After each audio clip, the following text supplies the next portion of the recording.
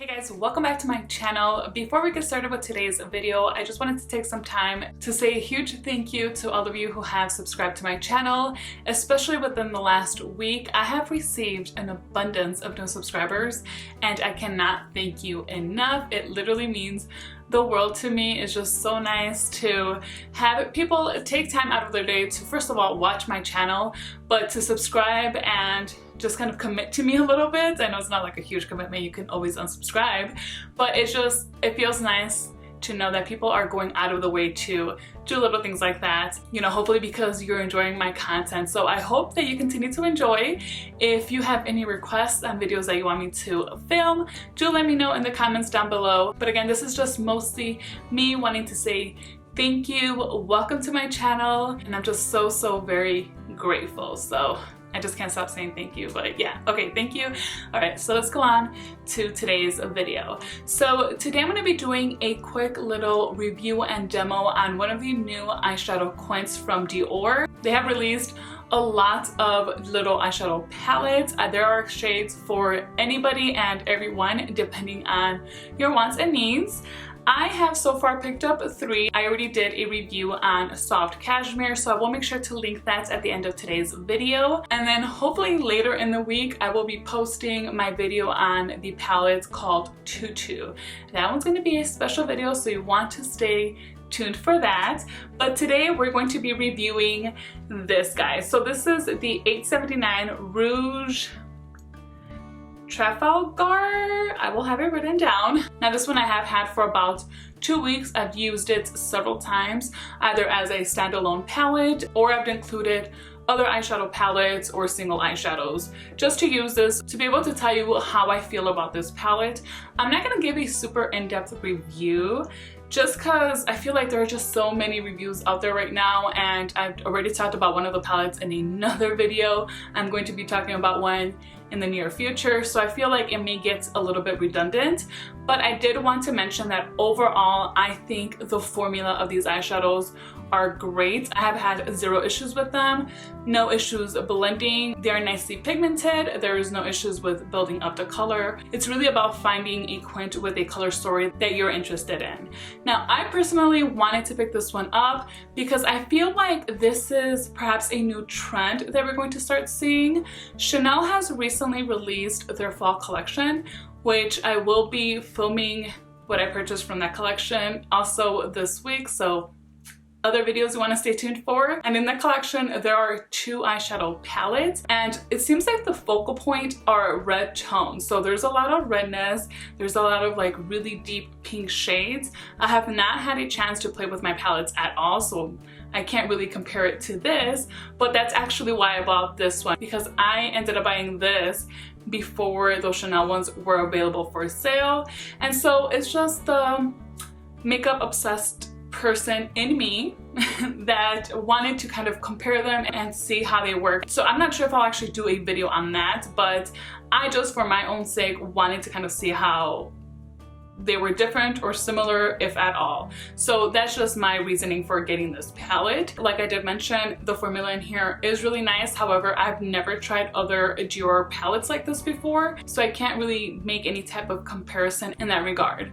Now, one thing I do want to say about this specific palette is if these are tones that you're interested in, I think you would really enjoy this. But this is definitely not for the faint of heart. Like, you're going to actually want to be interested in this and interested in these shades. So this isn't something that I would buy as a gift for anyone, because I don't know if they would like to wear shades like this. I know a lot of people are extremely intimidated of a red shade. So yeah, this is more like a specialty palette. You might be able to make a palette like this a little bit more wearable, but even then, personally, me and the way that I wear eyeshadows on a day-to-day, this is just not a palette I would reach for in that regard. But it is nice. You just have to be into these type of shades. So there are 5 shades in here. You get this one right here, which is like this shimmery shade. I use it more as a topper, and then these three are satin finishes, and then this middle shade, this beautiful red, and it's like a true red shade, is the only matte in the palette. And here are the swatches. So as you can see, that top one doesn't have much of a color to it. The shimmeriness is like a really pretty pink, but I would only use this as a topper. The three that follow are the satin finishes, and then that bottom red one is the matte. They all swatch and feel really nicely to the touch, except that matte one. That one is a little bit drier, but then again, it is a matte shade and it is a red shade. So perhaps because of that, to get that pigment in there, it feels a little bit dry, but I feel like it actually performs really well. I'm going to go ahead and do the eye look real quick so I can show you how it performs. I find that I do have to build up that shade a little bit, but that actually makes it a little bit better for me. I'm actually a little bit more comfortable wearing this type of red because it's not like this punch right off the bat where you have to really be careful going in. I mean, I will still say be careful. It still is a red color. It's just easy to kind of move around and blend and then build up the intensity as you please if you want to, obviously. So let me go ahead and zoom you guys in. We'll do the little tutorial and then we'll just finish off with a few little details. Okay, so I just have on some concealer on my lids and I went ahead and set it with a little bit of powder. I was creasing a little bit, which is why I don't normally use concealer to prep my eyes. I actually need eye primer, but we'll work with it. I kind of went ahead and tapped in on those creases. So I'm gonna start with the red shade, and I'll pick this up with my Worker 1 brush. This is from Sonia G. And I'm gonna start packing this here in this outer portion of the eyes. And I picked up quite a bit there, so as you can see, like, there actually is a lot more pigment than I guess I kind of remembered. So now I'm gonna go in with a clean brush, and I like to use this Crease 1 brush. And I'm going to start moving this eyeshadow around and blending it with this specific brush because it's got a really nice, hopefully you guys can see there, because the tip of this is nice and pointy. It's very tapered.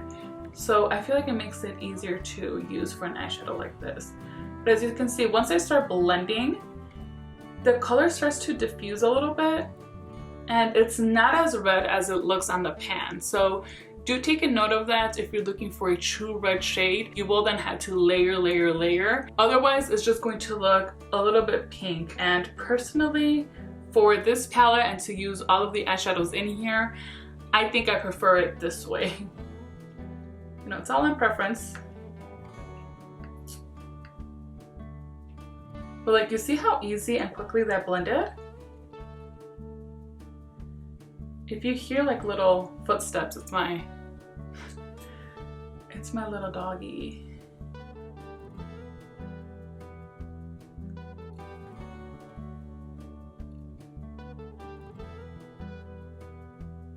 So just place it with one brush and then blend it with another. I just find this to be easier to not cause a mess.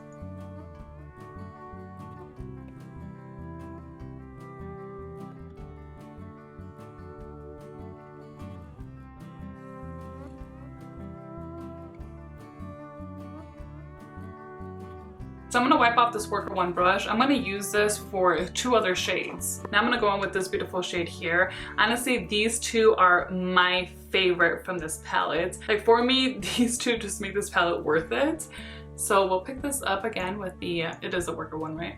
Yeah, Worker 1. And then I'm going to overlap that matte shade we already applied a little bit and then start bringing it in here on my lids.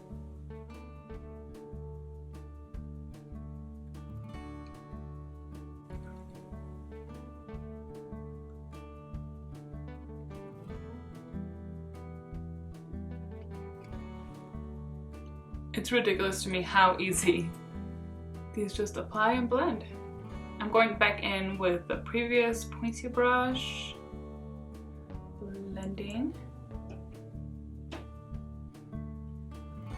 And then I'm gonna wipe this again. You can use the other side of the brush, but sometimes I forget and I end up messing that up, so I prefer to wipe my brushes. So now we're gonna go into this gorgeous shade. Of course, you can use different brushes as you go. I just prefer not to dirty a lot of mine, and these from Sonia G, I feel the same way with my Wayne Goss brushes.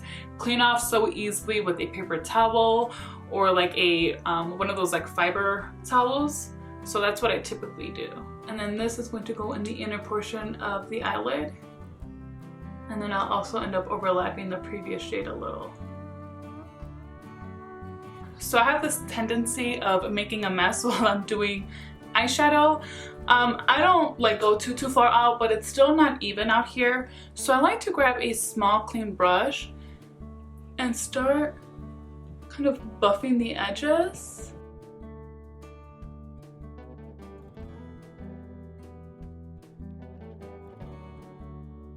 Now, of course, if you did your eye makeup before your face makeup, once you go in with concealer, then you can skip this step because the concealer will clean out the edges for you.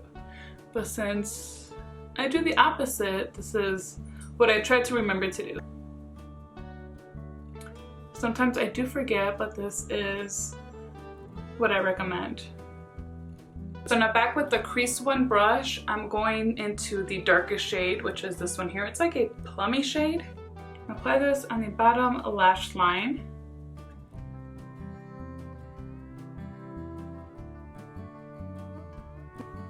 Then I'll start bringing it up here on the side and then into the crease, just to connect it all. So again, we're gonna go back in and blend this.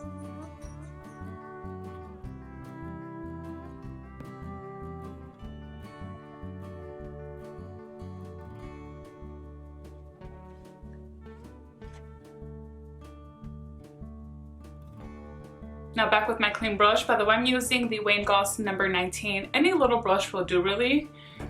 And I'll start from this inner portion, start blending the edges. Again, I have nothing on this brush, this is clean. And then go in here and blend.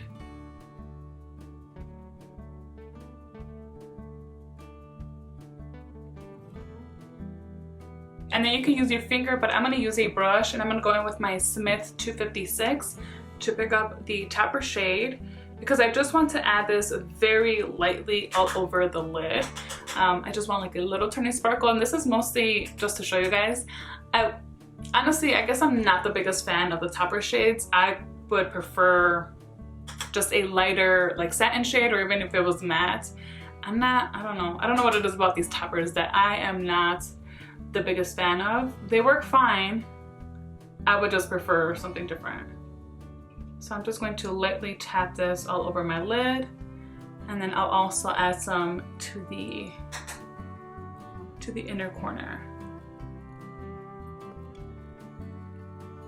Alright, so here is where we're at with just the eyeshadow. I'm going to go ahead, like, I got some eyeshadow in my contact here, so I'm gonna go ahead and clean that off. Then I'm gonna apply some eyeliner, mascara, and we will be right back so you guys can see the finished eye look. Alright guys, so here's the final look using this palette, and the number 879 is just easier for me to say the number. The name I will have written down.